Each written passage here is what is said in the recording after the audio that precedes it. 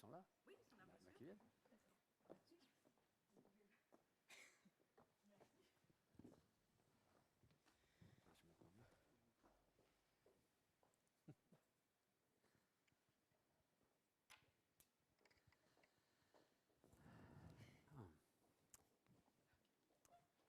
Hello everyone, and thank you all for being here with us tonight, in the room and online. The whole HEC Débat team is glad to welcome you tonight to our second HEC Talks with our prestigious guest, Matthieu Ricard. Thank you also to HEC for making this incredible event possible. Whether you're here in the room or online, you will have the opportunity to ask your questions to the guests at the end of the conference.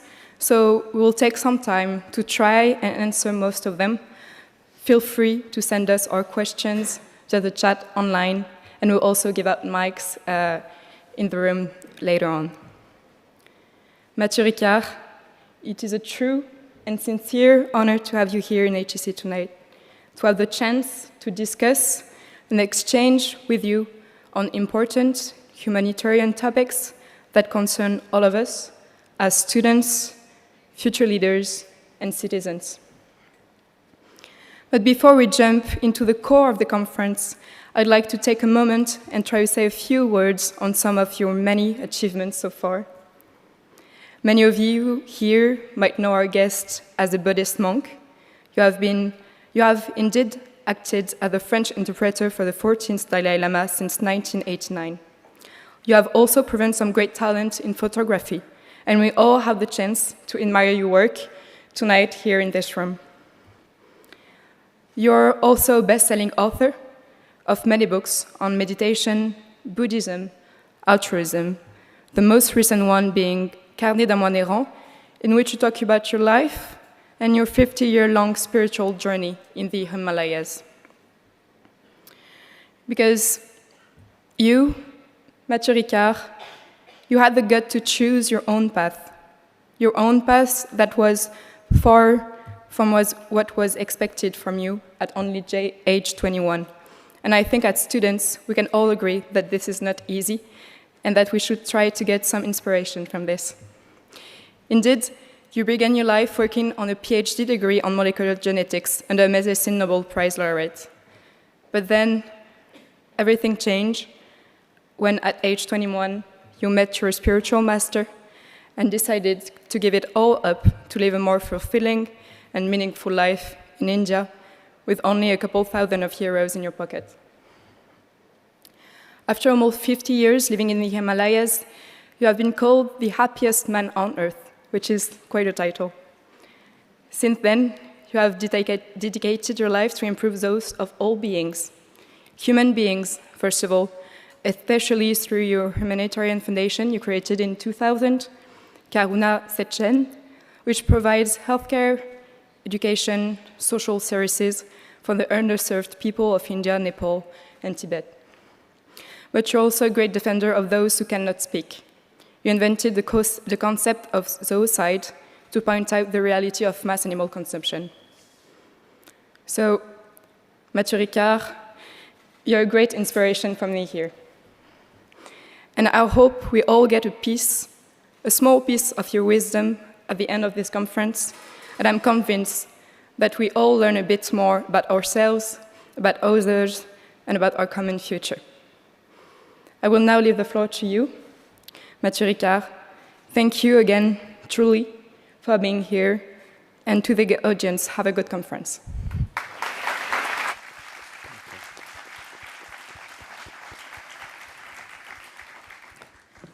So it's a great joy and honor for me to be there with you, and especially it's a very inspiring to be talking to the younger generation, because obviously the future is in your hand. I heard many times the Dalai Lama say to young people, now it's your problem.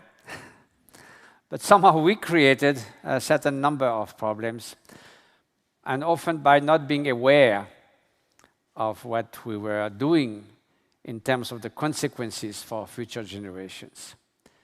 You know, 10,000 years ago, there were 5 million people on Earth, roughly. So whatever they could do, and they used to have things that they could just throw with their hands. So even though as soon as humans came somewhere, they got very quickly rid of all the huge species, but still the damage was easily repaired by the Earth's resilience. Now, after the climate became pretty stable until recently, what you call the Holocene, it allowed people to start agriculture, raise cattle, accumulate wealth. So there was hierarchy came, started to have wars and conflict, because when people have more than others, they try to get it. And the population increased vastly because of this period of exceptionally stable climate. So now we reach 7 billion people. And our power has been multiplied millionfold with fossil fuel, electricity, atomic energy, and so forth. But the care for humankind, the care for 8 million other species who are our co-citizens in this world, and the care for future generation didn't follow the vast increase of power over our surroundings. So in a way, that power is now such that in the 1950s, what is called the Great Acceleration, everything, all the deforestation, use of fossil fuel, number of cars, and so forth, and as growing exponentially. That's called the Anthropocene, the age where the human activities become the main factor that shapes the future generation. So obviously, this is a new factor. And nobody wakes up in the morning thinking, I'm going to devastate the planet. As a friend of mine, a scientist of the environment, says, if the CO2 was pink and the sky was getting pinker every day, we might be worried a little bit. In addition to that, evolution equipped us to react to immediate dangers emotionally. If I say HEC campus is getting in fire, or if a rhinoceros is coming in the room full speed, we all get up and run. If I tell you it's going to take fire in 30 years, you say, well, we'll see. So that's makes it difficult for us to be truly motivated for something that's going to happen later. But you are going to be the generation. I'm 75. So when in 2050, it's going to be 50 degrees Celsius, probably, in the east of France. It might be 105. I don't think I'll reach there. Oh, why not? But it's going to be pretty challenging. Now there's 0.5% of migrants in Europe, all over Europe. If there's, as Nicholas Stern's report pointed out, when there will be 250 million climate refugees, the picture will be different. So humanity will survive. We are not yet doomed to disappear as a species. I don't think there will be a huge collapse, but there will be certainly immense suffering, conflict, famine. Already in Madagascar, there's been no rain for 4 years. So inevitably, you know, as a very loved French figure, Abbé Pierre, who was a very charismatic, said, you can't stop people who are starving from moving to places where they might survive. So we have a challenge, and how we can face that. You know, what are the concepts, the vision that give us hope that we can build better? I think we all agree, except a few psychopaths, that we want to work together for a better world. There's no question about that. Nobody is here just to create suffering voluntarily on the long term. So we wish that for ourselves, we wish that for our children and grandchildren, we wish that for the sake of everything that is living on Earth. But we are somehow feel disoriented by the speed of the change, and somehow the difficulty for leaders to take decisions, because it's always decisions that might be not so popular. At the same time, if you see the very drastic measures that were taken last year in all over the world, and sort of the willingness to the population to follow it, You might think that, if half of that determination could be put at the sake of preventing climate disaster, at least we will get somewhere. So, you are studying economics and you are going to shape the future. So let's see what kind of concept could be helpful. First of all, some of the founders of modern economics, like Francis Edgeworth and Pareto, they said, literally, there's no place for altruism in economic systems. That's a pretty tough start. The idea of maximization of personal preference and immediate personal interest. So, the Homo economicus. So maybe we should move to the Homo altericus, who really care for the fate of others and in the long term. So, and also economy is supposed to be based on the voice of reason. That's right, supposed to be. Even though all neuroscientists know that when you take, every risk in investment, your brain is completely under the power of the emotional areas of the brain. You are absolutely not rational. But anyway, let's suppose it's the voice of reason. But there are two things that the voice of reason can never address, because it's not made for that. It cannot deal with poverty in the midst of plenty. No, you have no interest, reason, if you follow just reason to maximize your interest, to pay more somebody who is doing T-shirts in Bangladesh for a very low price that you sell here. No reason. There's another thing that voice of reason alone cannot deal with. It is the question of the common good, the atmosphere, the quality of the air, of the water, of the forest, the quality, also things like democracy and science, which are, you can be a free rider, benefit from it, while doing nothing for it. So the voice of reason that maximizes your own interest doesn't tell you anything about taking care of common goods. So that's two important subjects for dealing with a better future. So that's why we need to step out of that very narrow paradigm and go to the voice of care. Because even economists would say compassion and altruism has no place in the economic system, who today can say, I don't care? I don't care about future generation, I don't care about the environment, I don't care about biodiversity. I think that kind of discourse would not work. Now let's see what sort of concept could, and also we are in a situation where we can see this rampant sort of disharmony in this system of poverty, extreme poverty in the midst of plenty. When you see that during the last year of the pandemic, the richest got far more richer, especially a very few, 1% owns as much, twice as much as 50% of the poorest nation, of the poorest population in the world. That's the Oxfam statistic. There's plenty of those as a very... And there's only 0.3% of the GDP that is spent in the world to remedy to extreme poverty. I mean, this seems to be ridiculous. And when you see the way the system works, I mean, frankly speaking, just me take a small example without any personal sort of agenda or grudge or animosity. But it is an incredibly good idea to think of starting something like Amazon. It's a great idea. And if it's well done, well, possibly taking better care of those who work in those storehouses and everything, it is a great idea. But, we have a tendency to see numbers are quite abstract. So 120 billion, the fortune of Jeff Bezos, is just a B compared to an M for million. But if you think of it, if you unpack that, it's $120,000 million. What can you do for yourself that you cannot do with a few $billion? Nothing. But what could you do for others?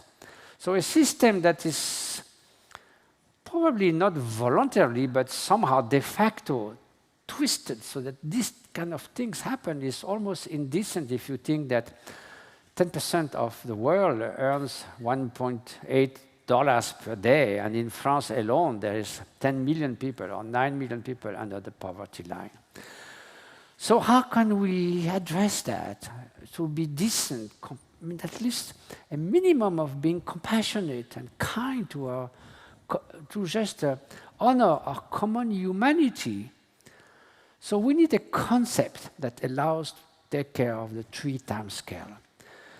The short term could be a mother in Africa whose just main goal is to feed her children for the next few days, or someone who looks at just immediate returns at the end of the month balance sheet. They have a different types of concern than those who see 10 years, 20 years, a generation, a lifetime, where basically we need to flourish in life. I mean, our natural aspiration to have a good life has to be fulfilled. So otherwise, a nation that is the most powerful and the richest, and if everyone is miserable, what's the point? What's the point? And then there's this new challenge that came out because of this extraordinary power that we have now since the industrial era, scientific development, technological development, is we are shaping the shape of future generation. So selfishness is not going to be that concept. Now, my favorite Marxist is Groucho Marx. He said, "Why should I care for future generation? What did they do for me?" Well, Groucho Marx is my favorite comics, but unfortunately, I heard someone, I can say the name after all, I'm 75, I'm not going to be brought to trial. Stephen Forbes, American billionaire, I heard him on Fox News and I wrote down exactly what he said. He was told about the rise of the ocean level in 100 years and the danger for humanity and for everything. He says, I find absurd to change my behavior now for something that happened in 100 years. So either this guy has no children or he doesn't care for them, basically. So this is not a viable solution. So selfishness will not be the concept that allows us to sit around one table and build together a better world. There's one single concept, and I tried really to look all over the place among scientists, psychologists, economists, without really planning to do so, because I was living quietly in the Himalayas for many years, but suddenly I was exposed back to the modern world. I've done a book called The Monk and the Philosopher. That was a big success, and all these things sort of rolling over. I was taken in a maelstrom and ended up 10 times at World Economic Forum, at the UN, all kinds of things that you will never think you will find a Buddhist monk there. But there I was, clowning around. So if we want to find a real concept, it is really the consideration for others. And there's no other pragmatic concept. It's not an utopian, a naive idea. In France, we say bisounours, this kind of sweet guy that have nice ideas, but totally unpractical. It is a truly pragmatic concept. If you have more consideration for others, you will work for social justice. You will work for that mother in Africa that cannot feed her kids. So you will remedy to poverty in the midst of plenty. You will make sure that economy is at the service of society and not just the opposite. And by the way, I heard recently a survey saying that 75% of yourself, the young people, want to find a job and a work in their life that is in harmony with their value. The same number, 75, are ready to work for something that is a little bit less income, provided there is a sense of social and environmental responsibility. So that's very encouraging. A friend of mine who teaches Harvard Business School said a good 40% of them want to work in the humanitarian sector, in the environment sector. So that's very new. 20 years ago, they all want to go to Wall Street. So that's a good thing. So now, on the short term, this consideration for others will bring more social justice and not these incredible inequalities that have continue to grow and exacerbated last year and is still growing for the last 30 years in all the OCDE countries. If you have more consideration for others, you will make policies, the social workers, the government, the economists, the financial people, everyone will be geared so that we can bring something that brings satisfaction in people's life. It's not that the government has to tell you, you must be altruistic, or this is how to become happy. They have to provide the condition for people who want to cooperate and not be hijacked by the free rider.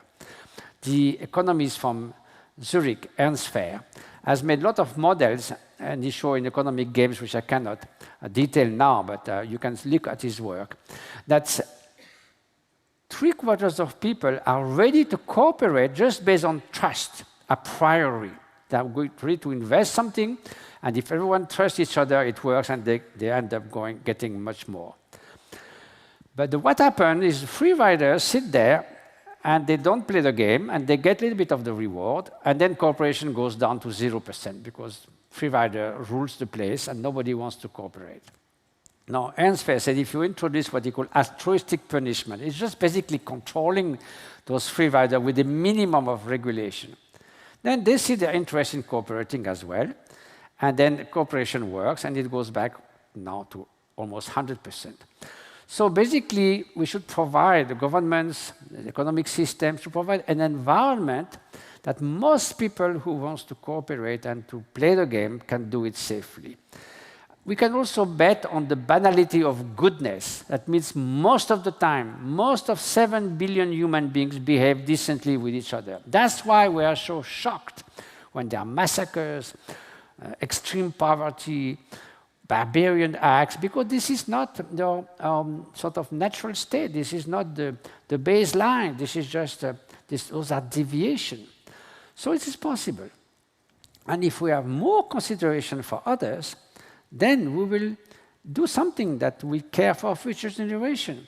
Many of the environment scientists, they completely agree that, in fact, the question of environment is a question of altruism versus selfishness.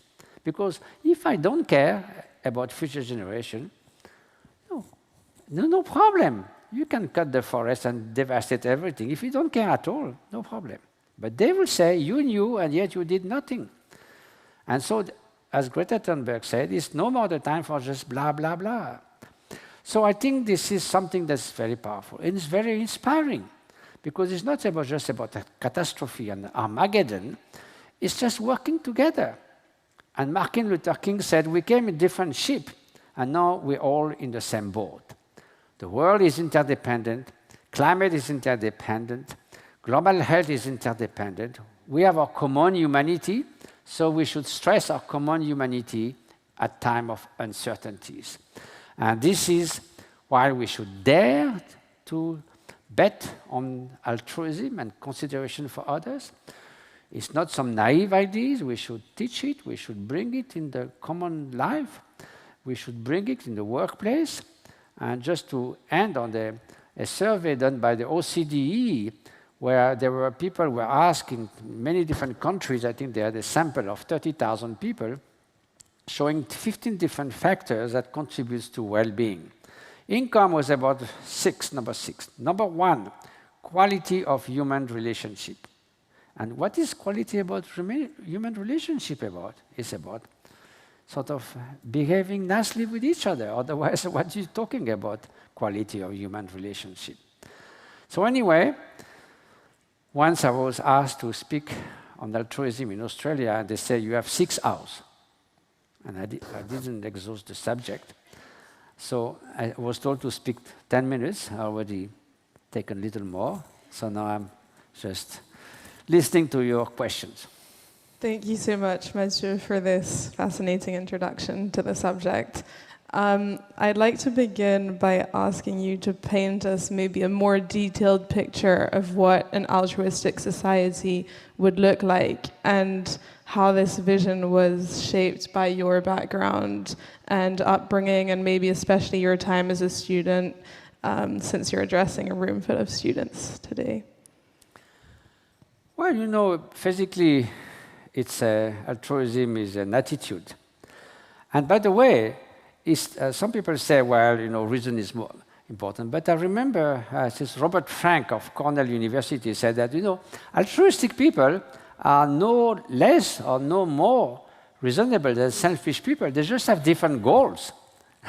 And these goals is the common good, and also the idea that it's a sort of a sacrifice. Some of you might have heard of, fortunately it's not very well known in the West, but maybe you know a little bit, in Europe. But it's one of the persons that's very, very influential, especially in very conservative sectors of American society. It's Ayn Rand. And she says, if you are altruistic, you become a sacrificial beast. You become the sacrifice to others. And she says it's so stupid. She says, in my mind, altruism is immoral. It's very tough to hear that. But I think she didn't get the point. Altruism is not a sacrifice. It's also the best way to have the twofold accomplishment of others' good and your own. Because you see, selfishness doesn't work for two reasons. First, if you think me, me, me all day long, it's pretty miserable, I promise. First, you feel miserable because everyone becomes either an instrument of your interest or a threat to your interest. So the whole world is polarized in that way. And if you think me, me, me all day long, probably people will not appreciate you that much. So it's a lose-lose situation. On top of that, it's dysfunctional because it's supposed that we are this one single little entity, and you might think, okay, I'm not against others' happiness, but it's not my business. I'm taking care of my happiness. That will work fine if we were this very separate entity, but we are so intertwined. We are so interdependent, interrelated. My happiness, my suffering are so closely linked with the suffering and happiness of others. So we are in the same boat. So it's bound to dysfunction because it's at odds with reality. While consideration for others, I've been involved in a lot of scientific research on those subjects. It is known to be, for yourself, the most satisfying state of mind. When you are generous, compassionate, kind with others, that's the moment you feel happy within yourself. And also, obviously, other people will appreciate if you are kind and generous and altruistic. So, those who are opposed to altruism say, ha, I see you coming. This is the warm glow. You don't do that because you really care about it, because you just feel good about it. Well, it's not true, because if you just heard that and you are damn selfish and you see someone, a beggar, and say, okay, I'm quite depressed. I heard that if I give something, I will feel good. So I give something, I look, and I don't feel good. Why? Because the feel-good idea, or the warm glow, is just a natural consequences of being altruistic. It's simply that it's a bonus. The real importance is to be genuinely concerned by the fate of others, by alleviating their suffering. And on top of that, as a secondary effect, it turns out it's also the best way to flourish in life. So you get two for the price of one. It's a win-win situation. Thank you for this response. During your very rich introduction, you've told us that, as some economists say, and most people deem it, our capitalistic economic model is not compatible with altruism. Yet, it seems to be one of your key motors. So, is it realistic to fundamentally redefine the way our societies are organized? Now, what I mentioned is some of the founders of modern economics said that. But there are many other voices, like this idea of the voice of care. For instance, Denis Snower, who is a leading economist, he founded the Global Economic Symposium. He was the head of the Kiel Institute for Economics. He's one of the advisors of the G20. He's a well-known and modern economist, always invited to Davos and so forth. He very strongly advocates about the voice of care. He says the only way, together with the voice of reason, to deal with the main burning issue of modern times. So it doesn't say that we should disregard reason, of course, but without the voice of care, it's just going to be somehow dysfunctional for those two major factors, which is poverty in the midst of plenty. And inequalities is definitely one of the biggest challenges of our world. Even in places like the World Economic Forum, I mean, when I was going there, at least two consecutive years, the civil society meetings that happens there said that inequality is the main priority as a challenge to remedy. So it is, look at Joseph Stiglitz's writings on it. So this is not, economics, after all, affects everyone's life, and it should be at the service of society, not just like this idea of running down the well to the people. It just doesn't work. It doesn't happen. Everyone knows now. So what's the deal? If it works, that would be great, but it doesn't. So we have to find a system that somehow has more sense of justice and takes care of the poverty of those who are so much in need. I mean, just give you some few numbers. Like average US citizen emits 200 times more CO2 than a Zambian. A Qatari, 1,000 times more CO2 than an Afghan. So the idea is not to deprive those who are in need in countries which are developing from most basic need of energy, that so their kids doesn't have to study with a burning sort of lamp that harm their eyes, that provide them with renewable access to energy, but to stop the wild overconsumption at the top. We know that 7% of humanity contributes to 50% of climate change, of CO2 emission, while 50% of the poorest section of humanity only contribute to 7% of CO2 emission. So there's a fundamental climate injustice as well, just as with the COVID pandemics. Again, those who suffer most was the poorest country, who don't get vaccines, who don't get proper health care. So inequality basically is bad for everybody. It's bad for longevity, it's bad for the level of education, it's bad for the average quality of the health system in a country. It's just detrimental to good life.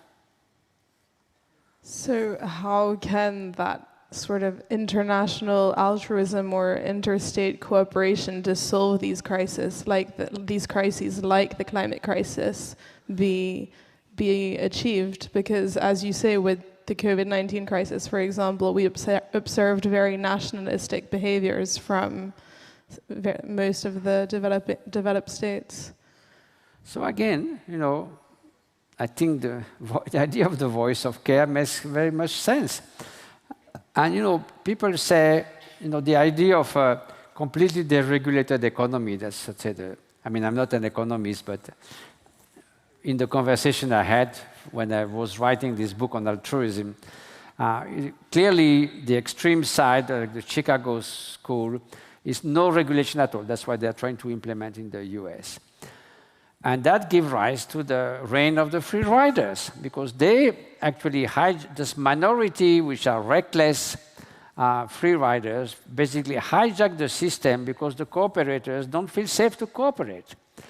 So what those economists who say that we should provide ways or sort of for those who are the majority of people who are willing to trust and willing to cooperate, is not to impose regulation that stiffen creativity, that stiffen enterprise with heavy regulations and the burden of charges and taxes and all that it becomes impossible to survive even you are willing to work.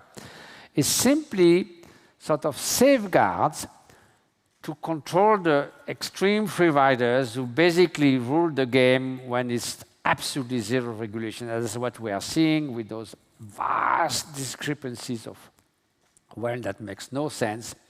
And instead of remedying to social needs, you start making, space tourism and all that, and which is just indecent when there are people who can't feed their kids in Madagascar.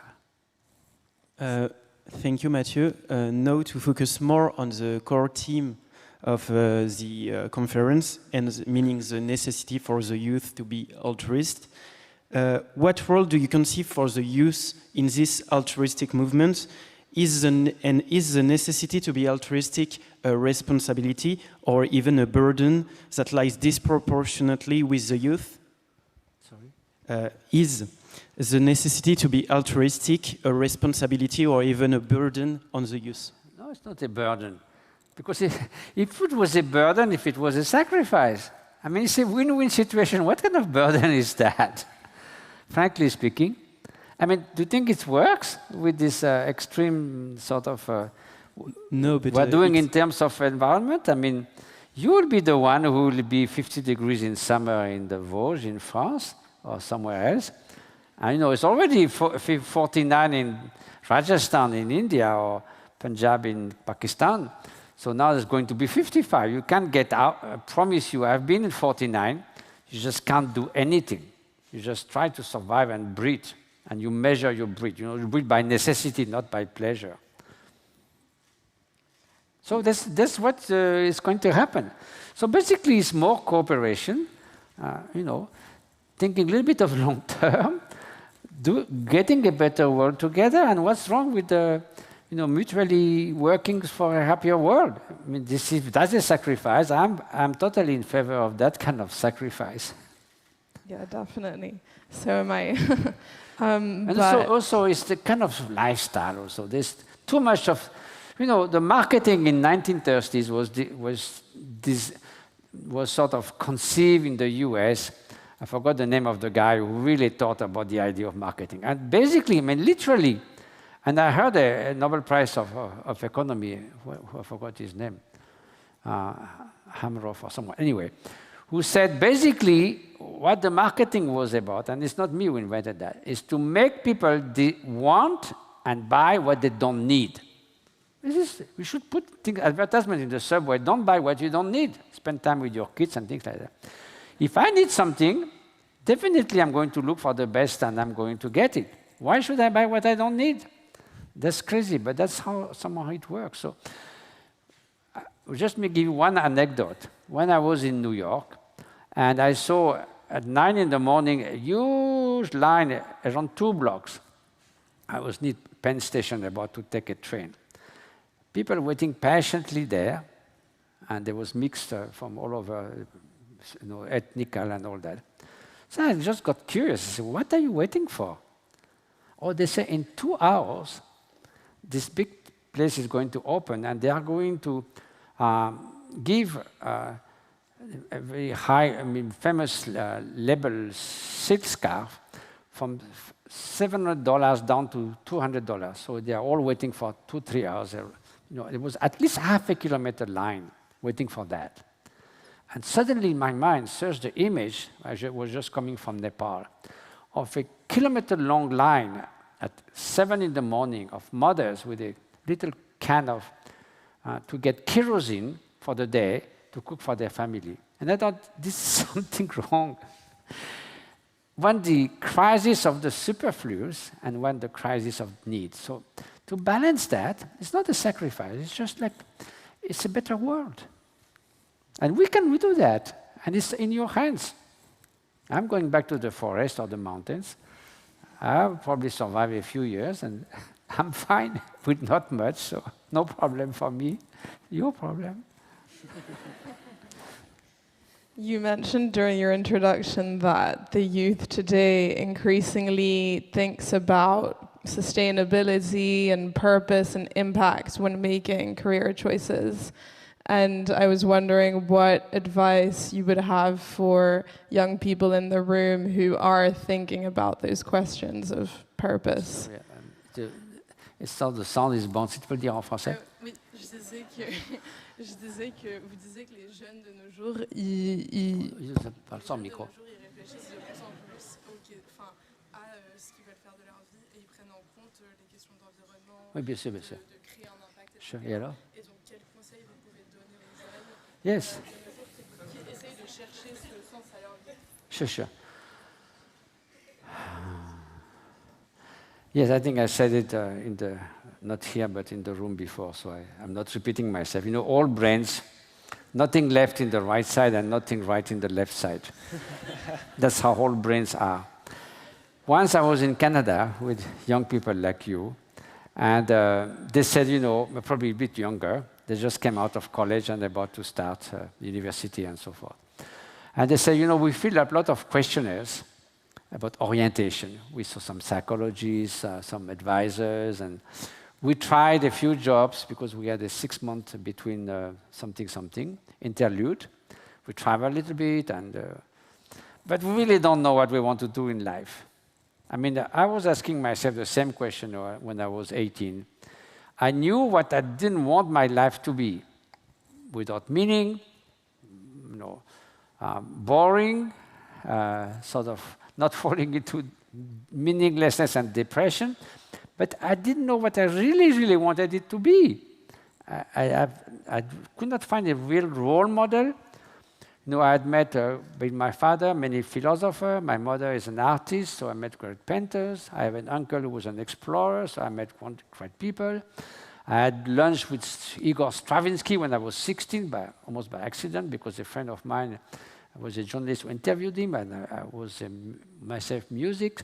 So then scientists at the Pasteur Institute. So I met all these great luminaries, but you know, there was the same distribution among 100 gardeners, 100 philosophers, 100 mathematicians of very good people and very hard to be people, you know, difficult and not nice, and happy people, unhappy people, selfish people, altruistic people. So it's, why? How can they be? Where shall we look for a role model? You know, I used to play chess. Bobby Fischer is a fantastic genius, but total schizophrenic guy. I don't want to be like him. So then I found it when I went to the Himalayas, some men and women of wisdom and compassion that give me, okay, if I could become a little bit like that, it would be great. So I think what we really need is to bring the best of ourselves at the surface, to say we need to grow those human values. So when I met those young people, I said, look, stop computing that in your mind. No, you're in Canada, I was there, so there's beautiful places. Go to a forest, go nearby a lake, alone or with good friends. Sit there, don't think too much, and see what comes at the surface, what you really, really want to do. And after that, even it looks utopian, at least, you know, when there's a will, there is a way, as we say. So I'm sure when you have passion for something, then you can do it. No, I think it's Aristophanes that says education is not about filling up a vase, it's about lighting a flame. So that's what we need, passion. But then, be careful where you put your passion. If the passion is to become the richest, the most powerful, the most famous, the most beautiful, or ever young, it's like betting on winning the lottery. Maybe be careful not to look for happiness in the wrong place. And so we should avoid being addicted to the cause of frustration. So all this is something we should think about, our real value, what matters in life. And by the way, both contemplative science, 2,500 years of, you know, thinking about the way the mind works, as well as last 30 years of research in neuroscience, in which I participated a lot as a guinea pig. I think I spent 120 hours in fMRI machines, has shown clearly through neuroplasticity that those components of genuine happiness, which is altruism, which is resilience, which is inner freedom, inner joy, are skills and that we can cultivate with training. Like we learn to play the piano, we learn to play tennis, we can cultivate. I mean, we know we need to learn how to read and write. Nobody's against that, having an education and a professional training as you do. By which mystery, those basic human qualities would be at the top, at their optimal state, without doing anything. That will be an exception to the rule. So they can be trained, and they are very fundamental. I mean, if you play the piano, it's great. If you don't, it's not a huge drama. But if you don't, you know, let those human qualities flourish, then it's a drama for your own life and for those with whom you live. From what I understand, altruism can be reached through individual introspection and spirituality. Should it and could it be institutionalized in order for it to become universal in our society? I just went to a shop where they sort of fine-tune my hearing aids. I'm not sure they did a good job. So, without the mic, because the mic bounced, and il faut me dire en français vite fait. No, it's not about French and English, it's about it's like when he speaks on the mic. Est-ce que l'altruisme qui est plutôt par une introspection... C'est le plus fort quand même. Okay. L'altruisme qui vient plutôt d'une introspection individuelle ou de la spiritualité, comment est-ce qu'il peut être universalisé? Okay. Good question. So, compassion, altruism, benevolence, consideration of others has nothing to do with religion. It can be enhanced with religion. It's probably the most common factor of all religion. We said, the golden rule. Who is against the golden rule? Don't do to others what you don't want them to do to you. If that rule will be applied, the world will be a much better place right now. As the Dalai Lama often says, religion or spirituality is a choice that we can make or not make when we have the intellectual capacity and enough knowledge and wisdom and discernment to do it, and it's completely up to everyone. And by the way, about half of humanity is not living day to day according to, even though they traditionally belong to a religion, but not basing their life upon that. But compassion, altruism, is needed from the moment we are born till the last breath we breathe out. A newborn will not survive without the care, the love, the tenderness of people of parents who take care. Elderly people will not survive very long also without care.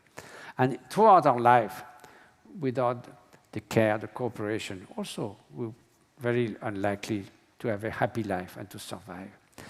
So this is even more fundamental than religion, even though religion and spiritual tradition like Buddhism or philosophy can of course enhance that, can give the tool to bring them from a dormant state to their optimal state, like any skill.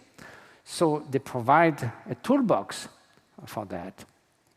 And I think there's a friend of mine, Jean-Tim, said there's a course at HEC about the toolbox for finding a more balanced and happy life.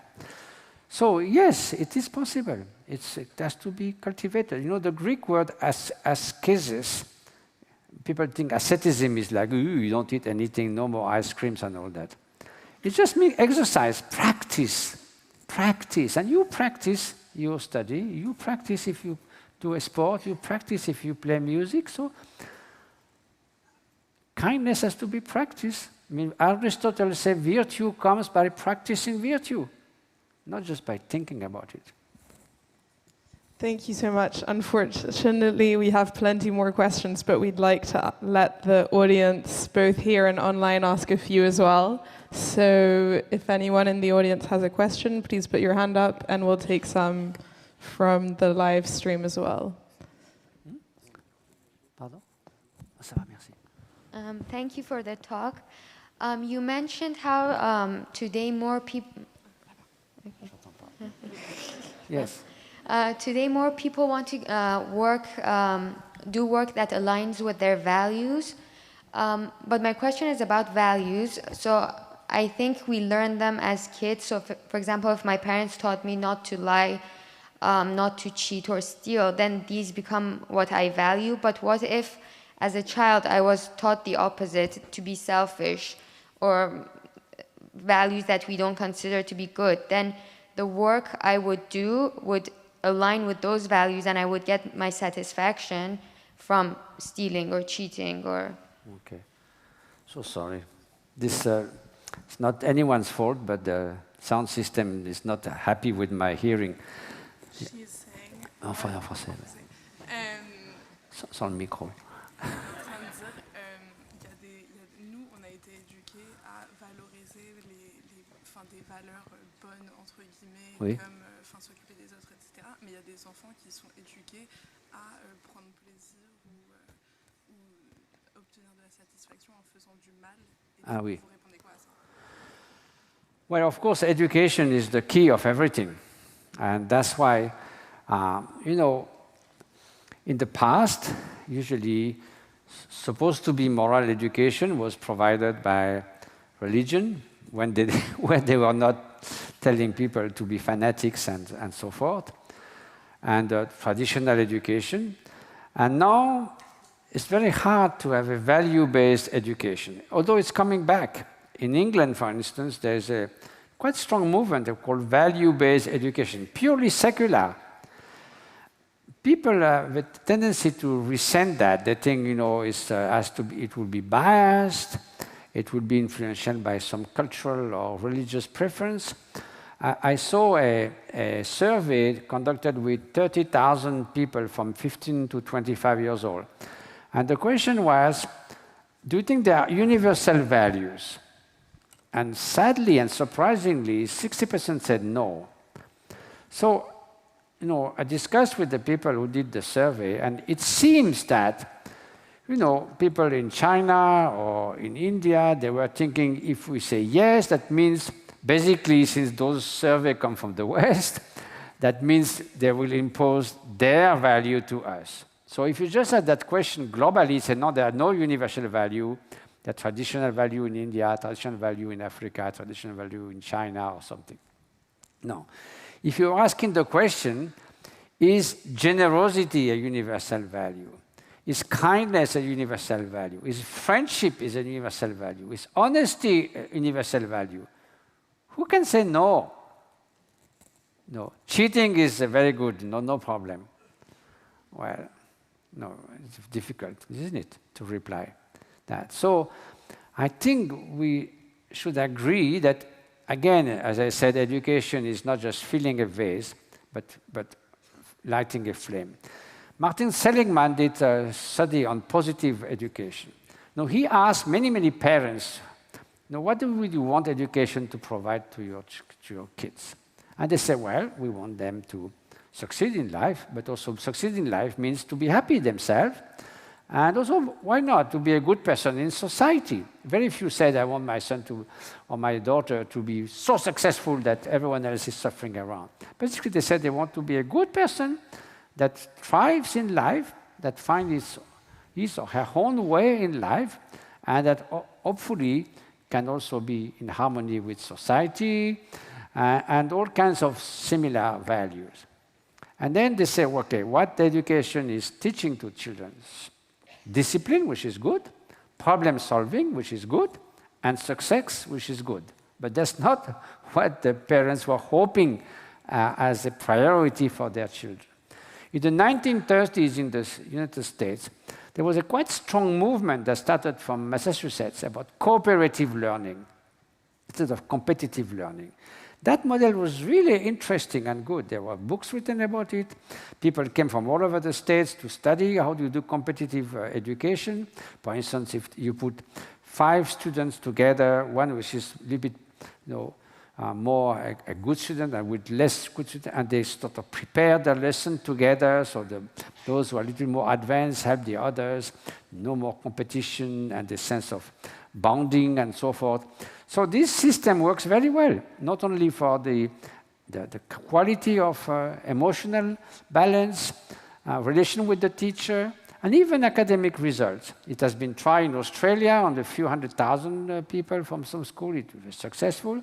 So why it doesn't pick up, I don't know. But there are many ways that we could, for instance, it has also been shown that companies or enterprises where it feels good working are more successful. Many studies have shown that. Now, what does it mean, a place where it feels good to work? It's not just salary. Again, it's the quality of human relationship. What makes people nuts in a company? Oh, this boss is impossible to deal with. My colleagues are so terrible. They don't cooperate. And they get burnout. There's the burnout of the employees because they seem to be stuck in between those above and those below, with very little margin for creativity, so they sort of spin, unable to express this, and they think it's their fault, and they end up burning out. This is not the same as burnout from empathic distress, like you find in the medical world or social workers who deal with homeless.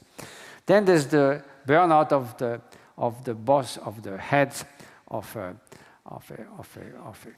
which is mostly that they are so much their responsibility and they're not able to translate that into prosperity and they burn out. So this burnout is very frequent and it's a cause of complaint. And it turns out that the quality of human relationship, which is based itself on cooperation, on putting common skills together, on even there's someone who is a simple worker who finds an ingenious way of doing something that is listened to, once I was asked, again, sorry to bring back the subject of Davos, but it also brought some kind of trauma to Buddhist monk to go there.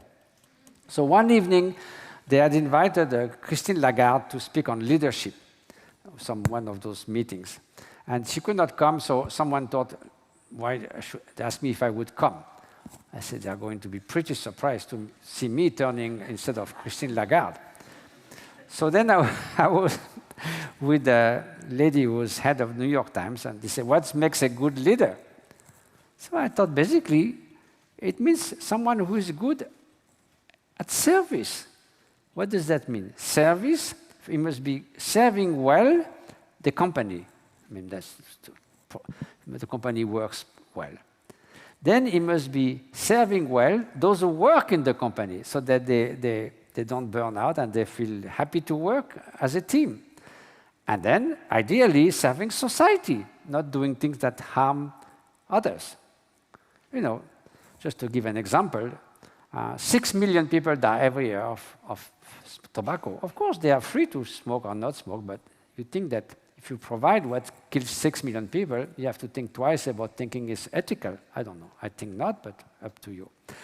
Anyway, so this idea, and also I read another survey about what makes a good leader.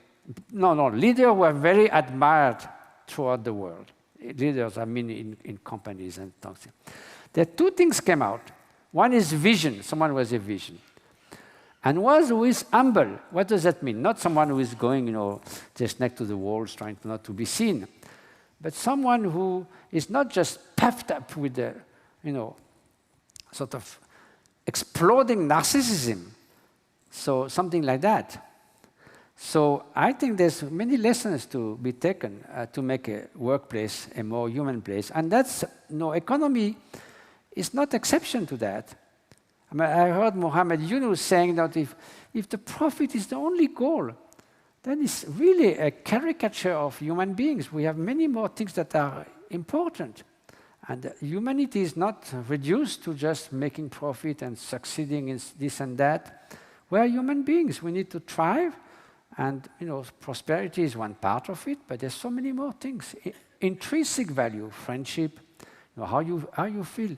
Last year, during the beginning of the confinement, I was in Nepal in the mountains, and some journalists managed to get hold of me on my little cell phone with a very small signal.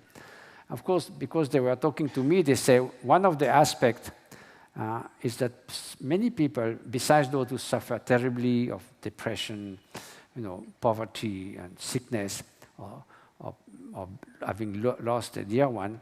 But there was also one problem, one issue that they were mentioning to me, is that people were very hard to find themselves alone with themselves.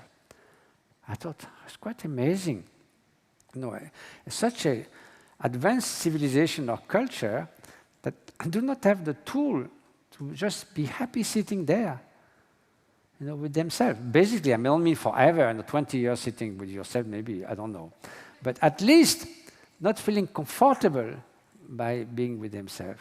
While contemplative tradition, this is what the idea of cultivating the tools to deal with ups and downs of life, whatever circumstances, and to be perfectly well if nothing happens special. So I think those things work together. Even whatever walks of life or job you do, to be a basic human being is so important. I remember Jody Williams, when she was negotiating the anti-landmine treaty that got the Nobel Prize. She said that they were all arguing about commas and frustration about the treaty. So what she did is she lined up outside the big meeting, it was in Oslo, people on wheelchair who had lost legs to landmines. And then outside, every, I think, 30 seconds, she made a big firecracker, a big fake explosion. That was the frequency that someone in the world just blown up by anti-landmine personnel. And then one time she had time to speak, she said, look, all of you who are deciding on this treaty, when you go home, you are a human being with your children, with your family. Here you're just as arguing about commas and words. Just pass that treaty once for all. So, she appealed to the humanity of people, and that's what we should do and not forget that. Thank you, Matthieu, for this response. We're going to take another question if the audience, please. Sorry, if someone too long answer, so then not many questions. Good evening, sir. Assume I'm a young person going out of HEC and my first workplace isn't altruistic at all. What is my first step there? What do I do? Oh, yes, I got it, I think. What is the first step to become altruistic when you are not, right? When you are what? When you are not altruistic, that's what you said? Is it right? Sorry, when your workplace isn't altruistic. How? Huh? Oh, I see. Well, that's the problem. That's what I say. Places where it feels good to work are also those who prosper better. So in a way, if a place is not altruistic or at least cooperative and provide good quality of human relationship, which by the way is mostly synonymous with lacking altruism, because quality of human relationship means you are kind to or altruistic or have consideration or care for each other, right? Those places don't thrive as well. So it simply seems to be common sense, and also it seems to be fulfilling the natural aspiration to people that they spend most of their life at the workplace. So it is better to have a place where you're happy to be, and that depends on the degree of cooperation. So that need to be assisted. The person needs to have understanding. It could be based on looking at those studies. It could be based on thinking. It could be based on trying. But there have to be a will, of course. And there has to be somewhere, at those in charge, the kind of willingness to do something about that and to understand that this is a good direction to take. Well, when that's not the case, people get quite stubborn in sticking to this, reckless competition, and it certainly poisons the situation. But of course, it's not an easy answer to give right now. But at the same time, we have to think to establish a way of working, a way of being together that allows that kind of good atmosphere and that we can flourish at the workplace. I have a question here from someone online who's asking about the practical applications of altruism, and he or she is asking how can one inculcate altruism in one's individual life, and whether it's related to minimalism. To? Minimalism. Huh? Minimalism. Oh, I see. Well, first of all, to make altruism sort of flourish in one's mind, it really matters how much altruism is present in your mind. That's the idea of mind training. Sometimes people call it meditation. But meditation, sometimes people think it's just sitting with closed eye with 2 incense sticks and a mango tree and don't think. That's not going to work. So meditation is basically mind training. So it's exposing your mind again and again to benevolence, to kindness. That's how it works. I mean, that's why you learn everything else.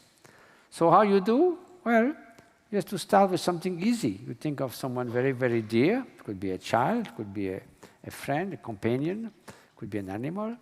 Someone you feel just, you only want that person to be happy. May that person be fully happy.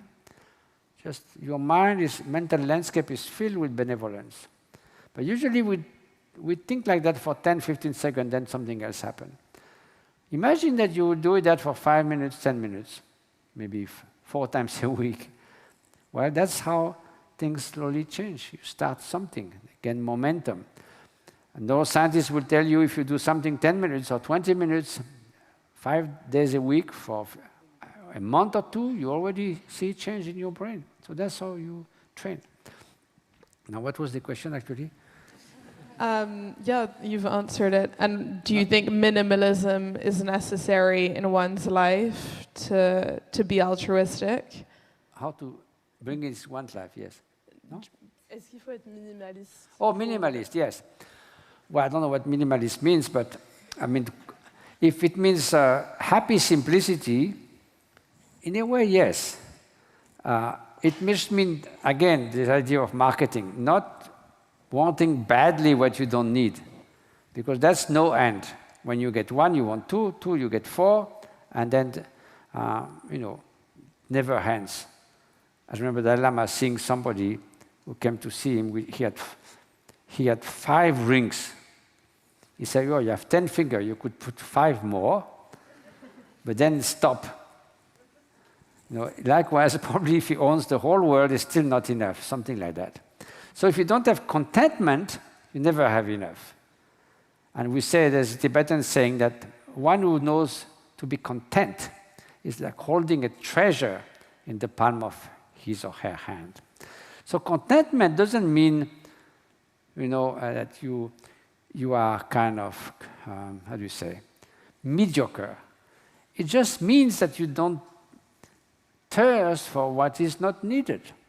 And you can know how to be satisfied so that we can do better with less, in a way. And you go on to the quality of life. I'll just give you a very quick hint about a study that was done over 30 years by, what's it called? Tim Kasser, and I forgot the first name, but it's Ryan something. They studied for 30 years thousands of people on their sort of tendency to consumerism and materialistic-based value, extrinsic value. That means status, whether your latest model of the car, your dress, your social sort of environment, and all basically your image and so forth. So they took the 25% most eager to consumerism, materialism, and then they took the 25% people who are less interested in those, more interested in intrinsic value. Again, friendship, living a harmonious life, being in nature, and so forth. And then they measure other factors that goes together with that. And there's a book that's a mainstream book that summarizes that, called The High Price of Materialism. What they found is quite interesting. People who are the most highest in consumerism and materialistic extrinsic values, they look for hedonic happiness. That means based on endless succession of pleasurable experience, which is more like a recipe for exhaustion than happiness. Then they have a lot of social connection, but less true friends. Their health is usually less good because their tendency to all kinds of excess, like drinking, partying, and all that. They are less sort of interested, concerned by holistic values, like environment or social justice. They are more obsessed with debt, curiously. And then the opposite for those who are less consumerism. They like a demonic happiness. That means this well-being as a way of being, not as just pleasant sensation. They have true friends. They're concerned with holistic sort of purpose. They tend to have a more healthier way of life. So Tim Castor says, well, I'm not a moralist, but if you want to be truly flourishing, if you want to have real good friends, if you want to have your place in the world and a sense of responsibility, you should know that at least intrinsic value are really important, and they should not, be neglected for the cost of extrinsic value. So there's something to be thought, to be think about. This is just a good survey. It corresponds to our personal experience. When we are satisfied and content, that's it. If we constantly thirst for something, we say in Buddhism, it's like drinking salted water. More you drink, more you thirst. Or you say it's like scratching when it's itching. The more you scratch, you feel more to scratch until it bleeds.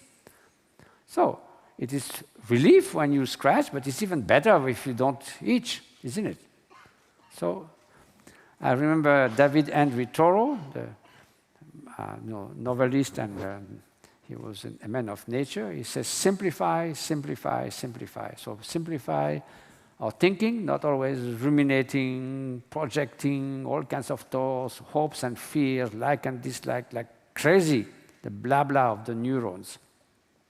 Simplify your speech, less blah blah blah. I mean, I should speak for myself. There's the blah blah car in France, I'm the blah blah moine, blah blah monk. And simplify your action by not doing things which is just like basically vain, but try to act in a meaningful way. So it's not just like a moralistic stand, it's just a more harmonious life. If you still can, we are going to take another question in the public. So You mean the last one? Maybe the last one. It Maybe. depends of What you want. 9:30, yes. It's time for monks to go to bed. One more, okay. Thank you. Hello, sir. As you're a wise man, I was wondering that maybe you would know where we could find the meaning we want to give to our future paths. I explain myself. We all know that we want to be happy in the future, but where can we find the meaning we want to give to our future life? Where to find what? Meaning, where to find meaning? Yeah. Well, sorry, I mean, it's a bit, it's basically what I try to share.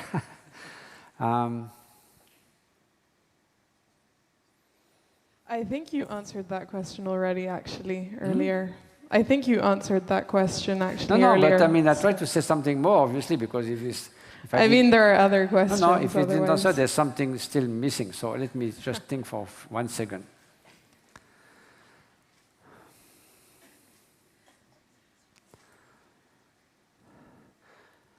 I think, we can find out by ourselves.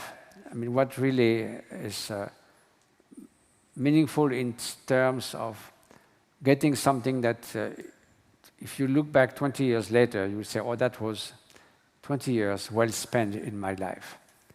So it's not going to be just endless search for wealth or power or rank or success or something, because there's always a sense of something missing in that.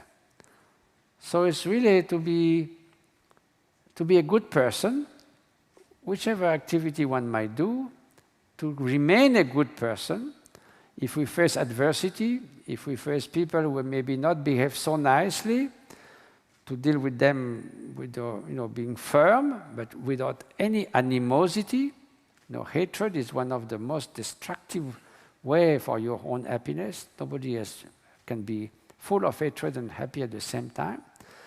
So, at least to preserve this sense of inner balance, sort of dignity, of being aligned with your value, and also, most people will then probably relate nicely with you because they will appreciate that, especially over the long term. And even they don't, even somehow you find sort of hard nuts to crack.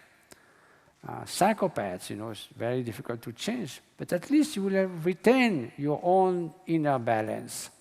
You will not have lost that by playing the game of those who do the, harming and taking revenge, resentment. If you have resentment for a long time, you are building a wall around your heart. So try to be a good person.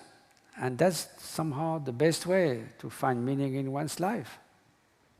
So the Dalai Lama often says, it's not about what is the meaning of life, but how I can give proper meaning to my own life. And usually it goes through benevolence. That's what I'm truly convinced. There's no such thing as a good life that is dominated by animosity and malevolence. It just doesn't work.